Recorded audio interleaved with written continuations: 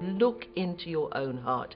Discover what it is that has given you pain, and then refuse under any circumstances to inflict that pain on anybody else. And I think that's what religion should do. That's what I've found from my studies of religion. That's what they're all saying at base. And I've found that that has helped me.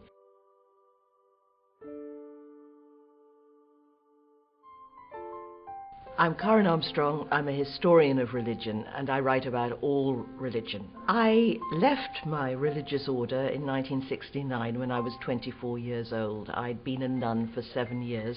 There was a long period when I was suffering from an undiagnosed form of epilepsy. During that time, I learned what it was to be without hope, to feel that there was no future for me. I thought I was going to end up in the locked ward in a psychiatric unit.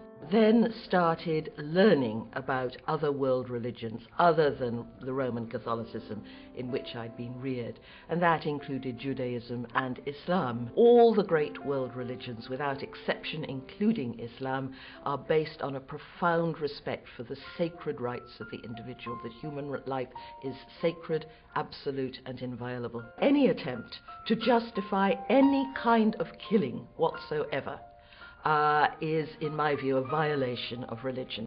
In terms of the high-level group, I think that my understanding of the religious impulse as it expresses itself in all the great world faiths is of value, plus my interest in the extremism that has developed in all the three of the religions of Abraham.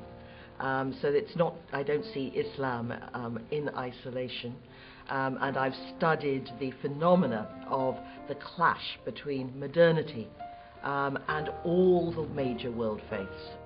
Fundamentalism in every single one of the movements that I've studied in Judaism, Christianity, and Islam is rooted in a profound fear.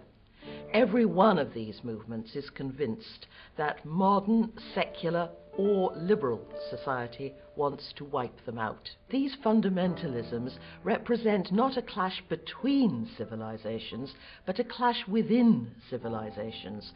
Fundamentalists always begin by attacking their own co-religionists and their own fellow countrymen, and only at a very secondary stage, if at all, do they turn against a foreign foe. Religious leaders should be guiding their flocks, giving them good, informed guidance away from the simple nihilistic answers of extremism.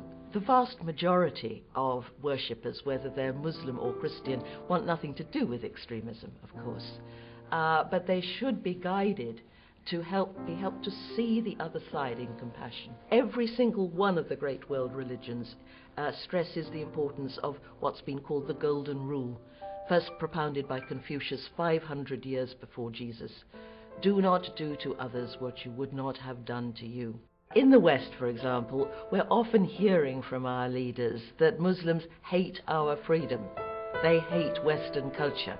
Whereas Osama bin Laden has made it quite clear that if it was just Western freedom and liberalism or lax morality that he objected to, he would have been bombing Sweden or Amsterdam, not necessarily New York and London. Now, in the Muslim world, we have an image, a rather sort of blanket form of a godless West. Now, that's not true, because America is the second most religious country in the world after India. In the early 20th century, the peoples of the Muslim world were longing for democracy and representational government. But Western behavior, which has often supported extremely tyrannical rulers, such as Saddam Hussein, given democracy a very bad name. We have developed very, very skewed ideas of one another, and in both the West and Muslim world, we need to correct these narratives. And when our politicians tell us that they simply hate our freedom, for example, we need to say no and point out how we've got to this point. This has not come out of the blue through sheer atavistic ill will from a few disaffected terrorists. This has been a long historical process in the making, and that story has to be told too.